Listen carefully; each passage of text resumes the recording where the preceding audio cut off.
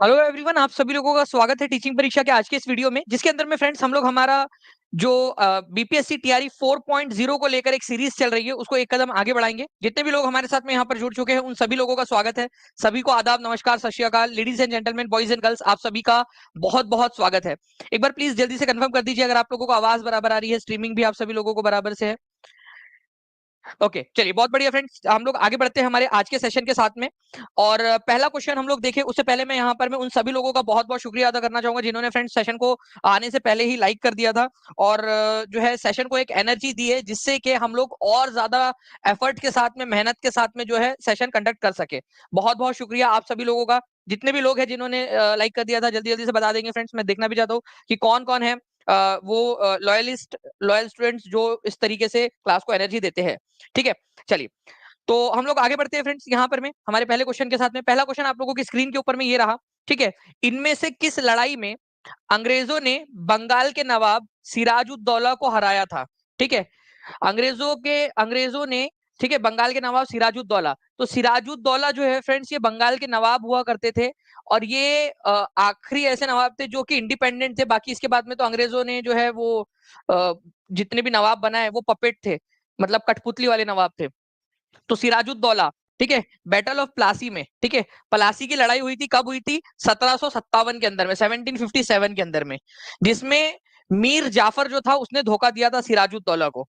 Okay, हमें तो अपनों ने लूटा, गैरों में कहा दम था, हमारी कश्ती वहां पे डूबी जहां पे पानी कम था।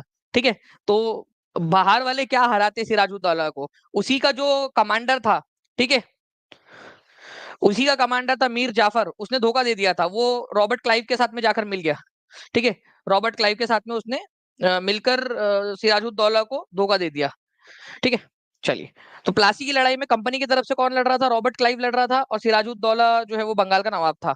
ठीक है, उसके बाद में जो है फ्रेंड्स प्लासी की लड़ाई के बाद में कौन सी वाली लड़ाई हुई थी? उसके बाद में हुई थी आप लोगों की बक्सर की लड़ाई, बैटल ऑफ बक्सर। ठीक है, बक्सर की लड़ाई हुई थी आप लोगों की 1764 के अंदर में, 1764 में। ओके, ये याद रखेंगे आप सभी लोग। नाउ नेक्स्ट पॉइंट की तरफ में आगे बढ़ते हैं आप लोगों के। ठीक है, आवाज एक बार देख लीजिएगा प्लीज, आवाज क्या क्लियर आ रही है आप लोगों को?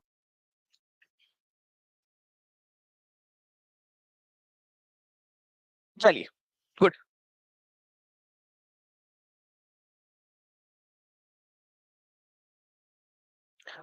नाउ फ्रेंड्स देखिए, यहाँ पर में क्वेश्चन है आप लोगों का, भारत का स्थलाकृति मानचित्र किस संगठन द्वारा बनाया जाता है? Topographical map of India, Bharat का मैप वगैरह बनाने की जिम्मेदारी किसकी है? और मैं आप लोगों को बता दूं फ्रेंड्स, ये क्वेश्चन आपका एग्जाम में पूछा गया प्रश्न है, डायरेक्टली स्क्रीनशॉट लगाया आप लोगों के लिए। बताइए, भारत का मानचित्र बनाने की जिम्मेदारी किसकी है? चलिए, तो आंसर आप लोग कर रहे हैं फ्रेंड्स यहाँ पर में। देखिए, तो भारत का मानचित्र जो है फ्रेंड्स ये कौन बनाता है? ये बनाता है सर्वे ऑफ इंडिया। ठीक है, सर्वे ऑफ इंडिया, भारतीय सर्वेक्षण विभाग जो है ये बनाता है। अब एक क्वेश्चन ये भी बनता है, भारतीय सर्वेक्षण विभाग, सर्वे ऑफ इंडिया जो है ये आप लोगों का, इसकी स्थापना कब हुई थी? ये भी क्वेश्चन बनता है। इसका हेडक्वार्टर कहाँ है? ये भी क्वेश्चन बन सकता है आप लोगों का। ठीक है, तो द सर्वे ऑफ इंडिया या भारतीय सर्वेक्षण विभाग जो है इसको याद रखना है आप लोगों ने।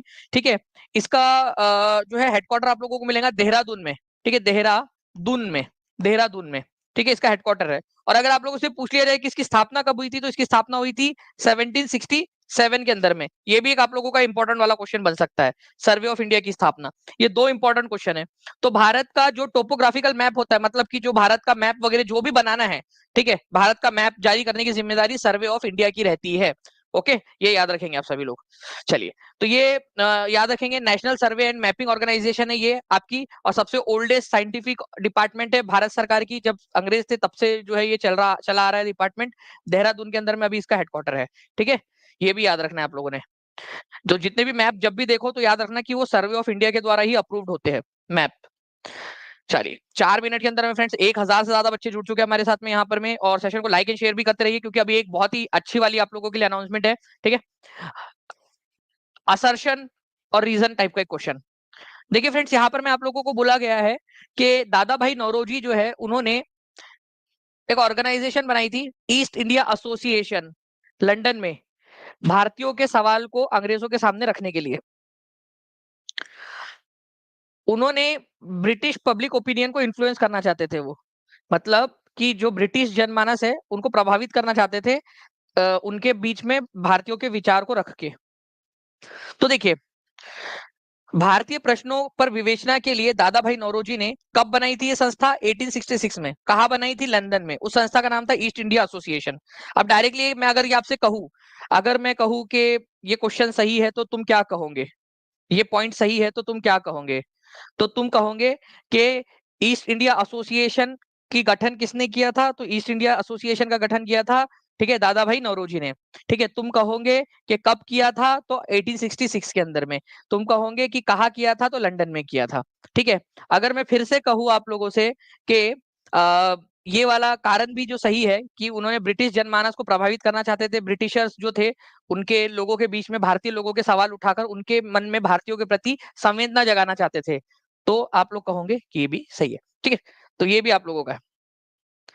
तो आप लोगों का जो है फ्रेंड्स, ये थोड़ा सा आप लोगों ने याद रखना था इस पर्टिकुलर पॉइंट को। ठीक है, both A and R are true, and ठीक है, and R is the correct explanation of A. ये एक इंपॉर्टेंट पॉइंट आप लोगों का बन जाता है। देखिए, मैं आप लोगों को इसका पूरा एक्सप्लेनेशन दे देता हूँ। ईस्ट इंडिया एसोसिएशन जो है आपका, ठीक है, इसकी स्थापना दादा भाई नौरोजी ने की थी 1866 में लंदन में। ठीक है, यहाँ पर में इन्होंने क्या किया था, भारतीय और जो ब्रिटिश अधिकारी थे, जो सेवानिवृत्त हो चुके थे, उनके जो भारतीयों के बारे में सोचते थे, उनका सहारा लिया, उनकी मदद ली। ठीक है, और इस संस्था की स्थापना की। इसके अलावा जो है फ्रेंड्स, एक और चीज आप लोगों को बता दूं कि ये जो है एक ऐसे व्यक्ति थे जो पूरे एशिया के पहले व्यक्ति, भारत के पहले व्यक्ति जो ब्रिटेन की संसद के अंदर में सदस्य बने थे। Poverty and un British rule in India नाम की पुस्तक भी इन्होंने लिखी थी। ठीक है, इनको grand old man of India के नाम से भी जाना जाता था, grand old man of India. ठीक है, ओके, चलिए।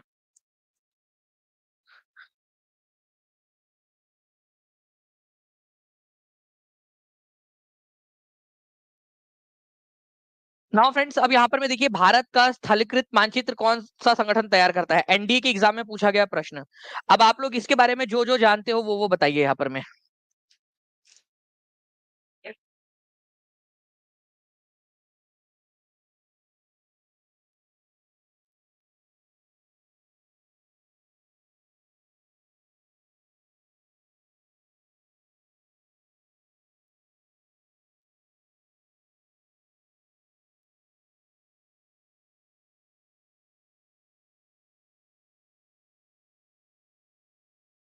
जी, चलिए, तो देखिए फ्रेंड्स, यहाँ पर मैं भारत का टोपोग्राफिकल मैप या भारत का मैप बनाने की जिम्मेदारी जो है, ये है आपकी सर्वे ऑफ इंडिया की। आपको अगर मैं इसके बारे में और फिर से एक बार रिवाइज कराऊं, जो कि मैं चाहता हूं कि आप लोग खुद से भी यहाँ पर में लिखे कमेंट के अंदर में, क्योंकि जब आप लोग लिखोगे तो आपको ज्यादा बेहतर तरीके से लंबे समय तक याद रहेगा। ठीक है, तो इसकी स्थापना है और हेडक्वार्टर, ठीक है, ईयर ऑफ एस्टेब्लिशमेंट और हेडक्वार्टर, ये दोनों आप लोगों ने लिखना है फ्रेंड्स, इंपॉर्टेंट है। मैं चाहूंगा कि प्लीज सभी लोग लिखिए। मैंने स्टार्टिंग में ही आप लोगों को बताया है, स्टार्टिंग के अंदर में ही एकदम। ओके, 940 लाइक्स हो चुके हैं, जल्दी जल्दी से सेशन को लाइक भी करते रहेंगे सभी के सभी लोग। चलिए, तो यहाँ से आप लोग देख सकते हो, एक बार और फिर से आप लोग लिखिए। मैं चाह रहा हूँ आप लोग लिखो, क्योंकि जब तक आप लोग नहीं लिखोगे ना, तब तक याद नहीं होगा। और मैंने आप लोगों से भी थोड़े दिन पहले पूछा था कि आप लोगों को क्या मोटिवेट करता है इतना पढ़ने में, क्योंकि आप सिलेक्शन वाले बच्चे हो, आप रैंक हासिल करने वाले बच्चे हो। क्योंकि जो बच्चे पढ़ रहे हैं ना, ये है वो बच्चे जो लेकर आएंगे रैंक। ये वो बच्चे हैं जो मेरा सपना है ना कि टॉप 100 के अंदर में टीचिंग परीक्षा का परचम लहराना चाहिए। ठीक है, और टीआरई 4 के अंदर में तो पूरा का पूरा जो है, अब सिलेक्शन के साथ में रैंक तो लाना ही लाना है, लेकिन सिलेक्शन में भी पूरे टीचिंग परीक्षा के हो। ठीक है, वो आप लोग वो सपना पूरा करोगे, क्योंकि आप लोग अभी से मेहनत कर रहे हो। ठीक है, तो ये लिख दीजिए अभी के अभी आप सभी लोग, ये वाला 2 पॉइंट। ठीक है, चलिए। नाउ फ्रेंड्स, आगे बढ़ते हैं हम लोग। अब देखिए, WBCS प्रीलिम्स के अंदर में 22 अगस्त को ये क्वेश्चन पूछा गया, आप लोग वेरीफाई भी कर सकते हो। क्या बात है, 999 लाइक्स हो गए, 1000 से जस्ट एक कम। ठीक है जी, बिल्कुल। जो है आपका, जो जन्माष्टमी के अवसर पर जो चल रहा था, उसका आज लास्ट डे है। ठीक है, आप कृष्णा जो कूपन कोड है उसका इस्तेमाल कर सकते हो, या फिर जो नीचे में नंबर चल रहा है उसके ऊपर में कॉल या व्हाट्सएप कर सकते हो आप लोग। ठीक है जी, तो आंसर हो जाएगा फ्रेंड्स, सर्वे ऑफ इंडिया। देखो, SOI शॉर्ट फॉर्म में, देखो इस तरीके से आप शॉर्ट फॉर्म में क्वेश्चन पूछा। शॉर्ट फॉर्म में भी आपको पता होना चाहिए, इस तरीके से भी क्वेश्चन पूछा जा सकता है। इसमें पूछा गया था क्वेश्चन पश्चिम बंगाल PCS एग्जाम के अंदर में। ठीक है, नाउ कोसी नदी किस जिले में गंगा में जाके मिलती है?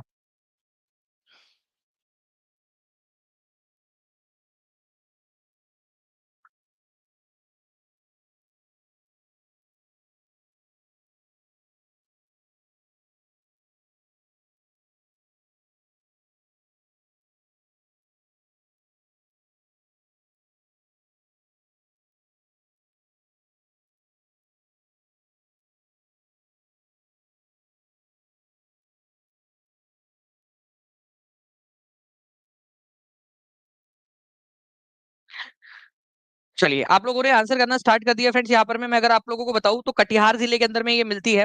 ठीक है, कटिहार जिला जो है फ्रेंड्स आप लोगों को जो है यहाँ पर मैं देखो, आप यहाँ मधेपुरा देख रहे हो, भागलपुर देख रहे हो, यहाँ पर मैं खगड़िया आप लोगों को दिख रहा है फ्रेंड्स। ठीक है, यहाँ पर मैं कटिहार आपको दिख रहा है, तो यहाँ पर में ये मिलती है। और ये नदी जो है कोसी नदी, आपको बता दूं ये सबसे ज्यादा अपने कोर्स को चेंज करने के लिए जानी जाती है। कोर्स मतलब अपना जो रास्ता है बार बार इस तरीके से बदलने के लिए जानी जाती है। तो ये क्वेश्चन इस बार आया भी था आप लोगों का कि कौन सी नदी जो है वो जानी जाती है, तो बी इसका आंसर हो जाएगा। साथ ही साथ फ्रेंड्स मैं आप लोगों को बता दूं कि आप लोगों के लिए आज से, ठीक है, एक बहुत बड़ी वाली घोषणा, ठीक है, यूट्यूब के ऊपर में आप लोग काफी लंबे समय से इंतजार कर रहे थे फ्रेंड्स, एनसीईआरटी और लूसेंट का। ठीक है, एनसीईआरटी में मैं आपको बता दूं फ्रेंड्स की जो अपडेटेड एनसीईआरटी है उसके अनुसार आपको पढ़ाएंगे 5 बजे हर रोज। कितने लोग जो है रेडी है पढ़ने के लिए बताइए रोज। ठीक है, और ल्यूसेंट का 14th एडिशन जो है आपका, ओके, जो 2024 का है उसके अनुसार आप लोगों को सारे क्वेश्चंस करवाए जाएंगे, उसके उस पुस्तक पर आधारित प्रश्न कराए जाएंगे। तो अपडेटेड एनसीईआरटी और लूसेंट का 14th एडिशन 2024 का ये आपको पूरा का पूरा करवाया जाएगा। ठीक है, हर रोज 5 बजे। ठीक है, मैं भी पढ़ाऊंगा, कुलदीप सर भी पढ़ाने वाले उसके अंदर में, मतलब आपका जो है जीके जीएस भी हो जाएगा, साइंस भी उसके अंदर में कवर हो जाएगा। ठीक है, तो ओवरऑल जो आप लोगों का जो बन सकता है हर चीज उसके अंदर में कवर हो जाएगी। ये बहुत इंपॉर्टेंट सीरीज होने वाली है आप लोगों के लिए। ठीक है, तो हर एक बच्चा, ठीक है, आप लोगों ने इस सेशन के अंदर में आना है। आज से इसकी शुरुआत होने वाली है 5 बजे। हर एक बच्चा 5 बजे का अलार्म लगा लेगा। ठीक है, जितना ज्यादा आप लोग, जितनी बड़ी संख्या में आप लोग रहोगे उतना ज्यादा जो है फ्रेंड्स आप लोगों के लिए और ज्यादा मेहनत की जाएगी और ज्यादा आप लोगों के लिए एफर्ट्स किए जाएंगे। तो हर एक बच्चे ने आना है, प्लस आपको updated NCERT plus updated Lucent का जो एडिशन है उसके अनुसार आपको क्वेश्चंस करवाए जाने वाले हैं। ठीक है, फास्ट हम लोग क्वेश्चन करेंगे, तो ये थोड़ा सा आप लोग इसके ऊपर में, ठीक है, ध्यान दे सकते हो। नए पैटर्न पर आधारित प्रश्न आप लोगों के रहने वाले हैं पूरे। इसके अलावा जो है फ्रेंड्स अगर आप कोर्स में ज्वाइन होना चाहते हो तो 51% ऑफ आपका आज लास्ट डे है। ठीक है, कृष्णा इस कूपन कोड का इस्तेमाल आप लोग कर सकते हो। चलिए, राष्ट्रीय वन्य जीव संरक्षण अधिनियम किस वर्ष लागू हुआ था? ठीक है, national wild life protection act, wild life protection act. वैसे तो आपको सारे के सारे जो है फ्रेंड्स ये याद होने चाहिए क्योंकि ये क्वेश्चन बनता है एग्जाम के अंदर में।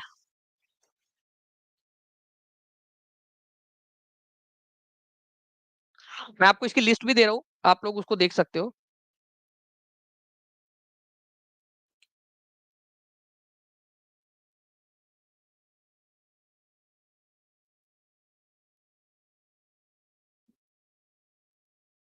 चलिए, तो राष्ट्रीय वन्य जीव संरक्षण अधिनियम जो है फ्रेंड्स आप लोगों में से बी आंसर कर रहे हैं, 72% लोगों ने आंसर किया है। मैं आपको पूरा का पूरा लिस्ट एक देता हूँ। ठीक है, अगर आप लोगों से बोला जाए प्रोजेक्ट टाइगर कब आया था, तो 1973 के अंदर में।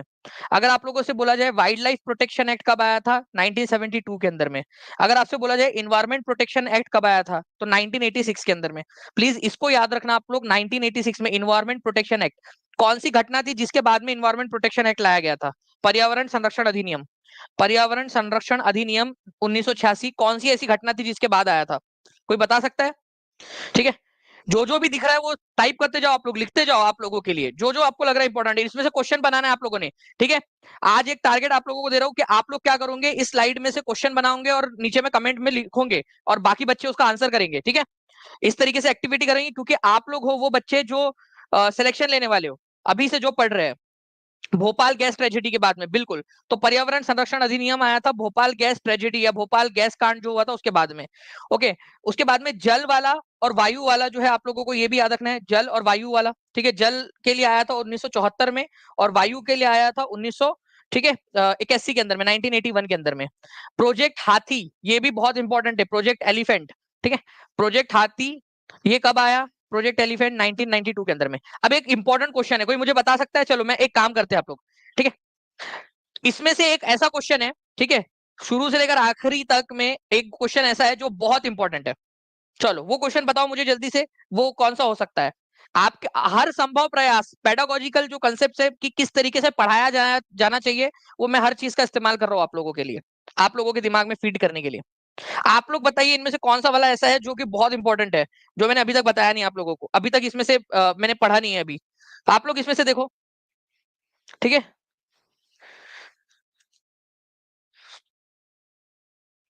जी, और ये आप लोगों के लिए एक्टिविटी हो रही है ताकि आप लोग बेहतर तरीके से कर सके। जी, तो फ्रेंड्स यहाँ पर मैं बायोलॉजिकल डाइवर्सिटी एक्ट 2002 ये याद रखना है आप लोगों ने। ठीक है, बायोलॉजिकल डाइवर्सिटी एक्ट, ठीक है, 2002 जैविक विविधता जो अधिनियम, आपका जैव विविधता अधिनियम जिसको कहते हो आप लोग, ये बहुत ज्यादा इंपॉर्टेंट है, एग्जाम के अंदर में पूछा जाता है। जैविक विविधता अधिनियम 2002, ठीक है, बायोडाइवर्सिटी एक्ट, ठीक है, 2002 में आया था। इसके अलावा जो है फ्रेंड्स एक और है आप लोगों का फॉरेस्ट कंजर्वेशन, वनों को बचाना चाहिए कि नहीं बचाना चाहिए, ठीक है, वनों को बचाना चाहिए ना, ताकि 80 साल की उम्र तक आप लोग अच्छे से जी सके। वैसे तो 100 साल तक जीना है आप लोगों ने, लेकिन 100 से ज्यादा भी जी सकते हो आप लोग, ठीक है, लेकिन 80 साल कम से कम जीना है, ठीक है। तो 1980 ये याद रखना, वन बचाएंगे तो 80 साल तक सांस ले पाएंगे अच्छे से, तो ये भी याद रख लीजिए आप लोग। वन संरक्षण अधिनियम 1980 वाला आपका। ओके, चलिए एक क्वेश्चन छुटकू से बना के देखेंगे हम लोग यहाँ पर में।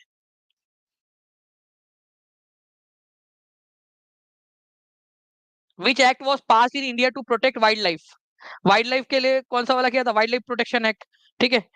चलिए इसके बाद में एक और question, in which year, in what year was environment protection act enacted in India. चलिए ये बताइए, एनवायरमेंट प्रोटेक्शन एक्ट जैविक विविधता अधिनियम कौन से साल में जो है वो हुआ था आपका। इसको सेव एज स्लाइड कर देता हूँ ताकि आप बड़ा करके इसको देख सके। छुटकू ने सवाल पूछा है कौन से साल में इन्वायरमेंट प्रोटेक्शन एक्ट लागू हुआ था, इन्वायरमेंट प्रोटेक्शन एक्ट छुटकू का सवाल है, और ये एक सवाल का जवाब आप लोग दोगे। छुटकू इसका जवाब मत दिखने देना इन लोगों को, ठीक है। मंगल पांडे, ठीक है, कौन से वाले इन्फेंट्री के मेंबर थे, ये क्वेश्चन बनता है एग्जाम के अंदर में। 1245 ही लाइक्स किए फ्रेंड्स आप लोगों ने अभी तक। जल्दी जल्दी से सेशन को लाइक एंड शेयर करते रहेंगे ताकि और ज्यादा आप लोगों के लिए सेशन ले सके। और सभी को बता दूं कि आज 5 बजे आप लोगों की एनसीईआरटी प्लस लूसेंट की क्लास है, ठीक है, उसमें आप सभी लोग टाइम पर पहुंच जाएंगे एकदम एग्जैक्ट 5 बजे। ओके, देखिए, तो मंगल पांडे किस पैदल सेना के सिपाही थे, तो ये 34वें नंबर की जो बंगाल नेटिव इन्फेंट्री थी उसके मेंबर थे। केवल 52% लोगों ने सही आंसर दिया है, 52% लोगों ने 34वें नंबर की बंगाल नेटिव इन्फेंट्री के मेंबर थे। मंगल पांडे के बारे में अगर मैं आपसे बताऊं फ्रेंड्स, तो मंगल पांडे ने जो है कहां पर में गोली चलाई थी, तो बैरकपुर के अंदर में, ठीक है, बैरकपुर के अंदर में गोली चलाई थी अपने जो है सीनियर्स थे उनके ऊपर में। उसके अलावा, ठीक है, यहाँ पर मैं आपसे ये पूछा जा सकता है कि ये गोली उन्होंने कब चलाई थी, तो ये चलाई थी 29 मार्च को, 29 मार्च, ठीक है, 1857 को। ये क्वेश्चन आप लोगों से एग्जाम के अंदर में आता है, एनसीईआरटी में दिया भी है 29 मार्च 1857 को। अभी मैं जब एनसीईआरटी लूसेंट सीरीज कराऊंगा ना, उसमें आपको कराऊंगा, एनसीईआरटी में ये डेटा दिया हुआ है।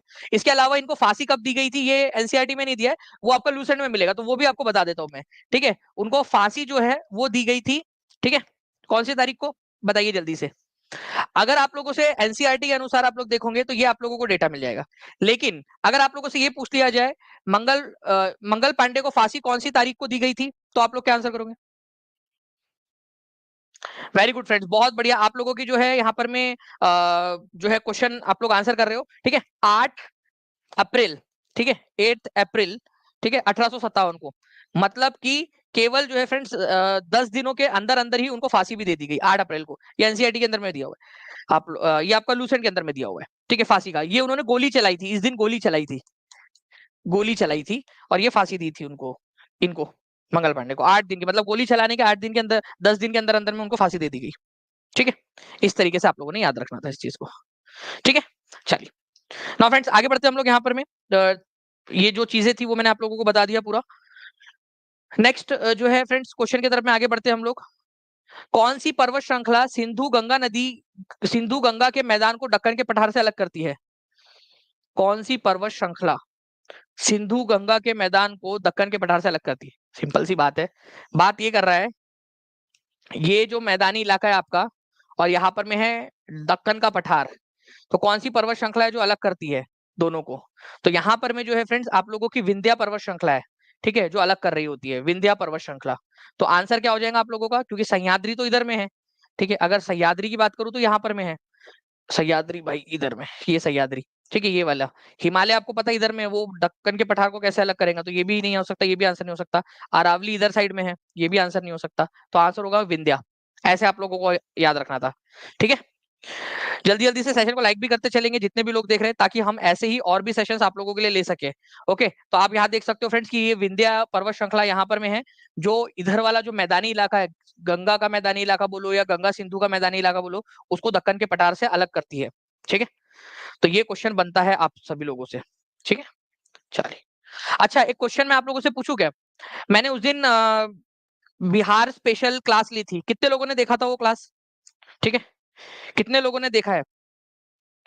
जल्दी जल्दी से बताइए। उसमें मैंने क्वेश्चन बताया था कि विंध्या वाली जो शैल है, विंध्यन शैल या विंध्यन चट्टाने, विंध्यन रॉक्स, ठीक है, जो कि 250 करोड़ साल से लेकर 51 करोड़ साल तक आप लोगों की जो है बीच में बनी थी, विंध्यन रॉक्स, ये कहां पर में पाई जाती है? कौन से दो जिले हैं बिहार के जहां पर में पाई जाती है? बहुत हाई लेवल क्वेश्चन बता रहा हूं आप लोगों को। ये क्वेश्चन आपके सिलेक्शन को तो सुनिश्चित करेगा ही, आपकी रैंक को बूस्ट करेगा ये क्वेश्चन। विंध्यन, कैमूर और रोहतास, वेरी गुड। ठीक है, यहाँ पर मैं देख रहा हूँ खतीब अख्तर ने लिख दिया है, बहुत सारे लोग जो है वो लिख रहे हैं कैमूर और रोहतास। ठीक है, कैमूर, कैमूर और रोहतास। रोहतास के अंदर में ही आप लोगों की सोन रिवर वैली भी है, सोन रिवर वैली। ठीक है, सोन रिवर, सोन नदी घाटी जो है वहां पर में आप लोगों का। ठीक है, तो कैमूर और रोहतास के अंदर में आपको विंध्या जो चट्टाने हैं वो मिलती है। ये बहुत बढ़िया वाला क्वेश्चन है। ये 1 नंबर आप लोगों को कई सारे लोगों से आगे पहुंचा देगा, क्योंकि जो टीचिंग परीक्षा के बच्चे वही आंसर कर पाएंगे इसका। ठीक है, क्योंकि रैंक बूस्टर सीरीज के अंदर में भी मैं आप लोगों को इस तरीके के बहुत सारे क्वेश्चंस करवाने वाला हूँ। ठीक है, चलिए।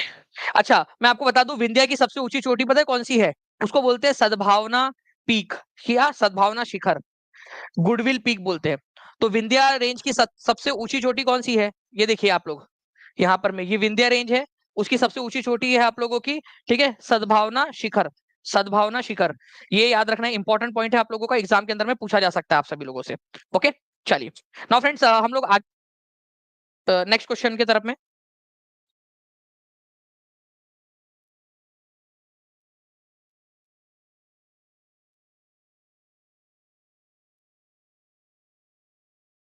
ओके, चलिए।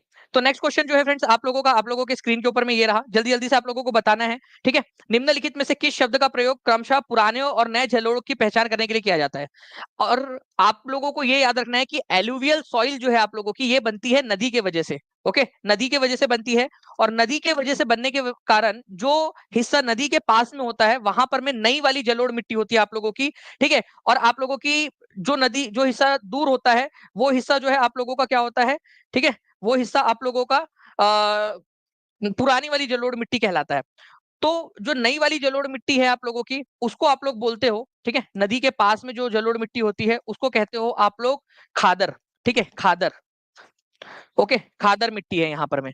और जो थोड़ा सा दूर चली जाती है मिट्टी, या दूर होती है, ठीक है, अब वो इतनी ज्यादा उपजाऊ नहीं रहेगी, उसको बोलते हैं बांगर। ठीक है, बांगर, या भंगार से आप लोग याद रख सकते हो, बांगर। ओके, तो खादर और बांगर, ये आप लोगों ने याद रखना है। तो पुरानी वाली को बोलते हैं बांगर और नई वाली को खादर, तो आंसर इसका ऑप्शन नंबर सी हो जाएगा। इस तरीके से आप लोगों ने याद रखना था। ठीक है, चलिए। नाउ फ्रेंड, नेक्स्ट जो है पॉइंट की तरफ में हम लोग आगे बढ़ते हैं, उससे पहले मैं आप लोगों को दिखाना चाहूंगा कि ये देखिए नदी है। ठीक है, नदी का जो ये फ्लड पॉइंट है जहां पर में अभी भी बाढ़ आती है, वहां पर में खादर टाइप की मिट्टी बनेगी, और भांगर जो बनेगी वो आप लोगों की बनेगी, ठीक है, थोड़ा दूर। अब एक आप लोगों के एग्जाम के अंदर में क्वेश्चन आया था, ठीक है, कौन सी वाली मिट्टी है जिसमें कंकड़ पाए जाते हैं? कितने लोगों ने वो क्वेश्चन देखा है? ये क्वेश्चन मैं आप लोगों को उसमें भी करवाने वाला हूँ, रैंक बूस्टर सीरीज जो है ना आप लोगों की, जिसमें सारे मैं प्रीवियस को ईयर क्वेश्चन करवाऊंगा आपके, जैसे पीआरटी तो पीआरटी के सारे प्रीवियस, ठीक है, 6 to 8 तो सारे 6 to 8 के एक साथ पूरा का पूरा, और उससे रिलेटेड जो क्वेश्चन है वो। ठीक है, तो उसमें भी मैं वो दिखाऊंगा आपको जहां पर मैं भी क्वेश्चन पूछा होगा, और इंटरचेंजेबली भी क्वेश्चन करवाने वाला हूं मैं। ठीक है, जो मुझे लगेगा इंपॉर्टेंट है। तो बांगर जो है फ्रेंड्स, इसके अंदर में आप लोगों को कंकर मिलते हैं, कंकर, कंकर। ठीक है, तो ये याद रखना था आप लोगों ने, ये क्वेश्चन आया था एग्जाम के अंदर में। ठीक है, आप लोगों का। तो इस तरीके से क्वेश्चन आप लोगों के पूछे जा सकते हैं। ओके, चलिए। तो ये चीज थी जो आप लोगों ने ध्यान रखनी थी। ठीक है, नाउ फ्रेंड, नेक्स्ट क्वेश्चन जो है आप लोगों का, मैं आप लोगों के लिए यहाँ पर मैं दे रहा हूँ, भारत की स्वतंत्रता के समय भारतीय राष्ट्रीय कांग्रेस के अध्यक्ष कौन थे? मतलब कि 1947 के अंदर में भारतीय राष्ट्रीय कांग्रेस के अध्यक्ष कौन थे? ये क्वेश्चन आपको बताना है। ये आप लोगों का लूसेंट में भी दिया हुआ है, एनसीईआरटी में भी दिया हुआ है, और लूसेंट प्लस एनसीईआरटी की सीरीज आप लोगों की जो है फ्रेंड शाम में होने वाली है, उसके अंदर में आप लोगों को जुड़ना नहीं भूलना है, क्योंकि इस तरीके के जो क्वेश्चन है आपके, जो समझ में नहीं आता कहाँ से पूछ रहा है एग्जामिनर, क्योंकि बच्चों ने दोनों चीजें नहीं पढ़ी होती है। और मैं आपको बता दूं कि आपको अपडेटेड वाली एनसीईआरटी प्लस लूसेंट जो है वो करवाने वाला हूँ, 14th एडिशन जो आया है लूसेंट का, ठीक है, वो आप लोगों के लिए करवाने वाला हूँ मैं। ठीक है, और कुलदीप सर भी उसमें रहेंगे, जिसमें साइंस के क्वेश्चन भी कराएंगे। तो 5 बजे आप सभी लोग, ठीक है, अभी के अभी जाना है वहां पर, में 5 बजे सेशन लग चुका है, उसको लाइक कर देना है आप सभी लोगों ने, ठीक है, सभी के सभी जाके और वहां लिख भी देंगे कि सर बिल्कुल जुड़ जाएंगे, और 5 बजे का डॉट 5 बजे का अलार्म लगा के रख लो आप लोग। एनसीईआरटी प्लस लूसेंट की आपकी क्लास होने वाली है, और ये क्वेश्चन का आंसर जो है फ्रेंड्स मैं वहां यहाँ से स्टार्ट करूंगा, ठीक है, उस क्लास के अंदर में, तो आप सभी लोग उसमें जुड़े भी, और इससे रिलेटेड जो भी क्वेश्चन बन सकते हैं आप लोगों के, जो आपके बीपीएससी में पूछे भी गए हैं, यूपी सुपर टेट में पूछे गए हैं, झारखंड के अलग अलग एग्जाम्स में पूछे गए हैं, डी ट्रिपल एस में पूछे गए हैं, उस सारे क्वेश्चन भी हम लोग उसके अंदर में लेने की कोशिश करेंगे। तो वो आप लोगों के लिए जो है ना एक बहुत बढ़िया सीरीज होने वाली है डिफरेंट एग्जाम्स के क्वेश्चन के लिए। आपको पता है इस बार भी जो बीपीएससी हुआ था टीआरई 3 का री एग्जाम, उसके अंदर में झारखंड से, पश्चिम बंगाल के टेट से, ठीक है, सुपर टेट से कई सारे क्वेश्चंस इधर उधर से उठा के उन्होंने डाल दिए, तो वो सारे क्वेश्चंस आपको करवाऊंगा।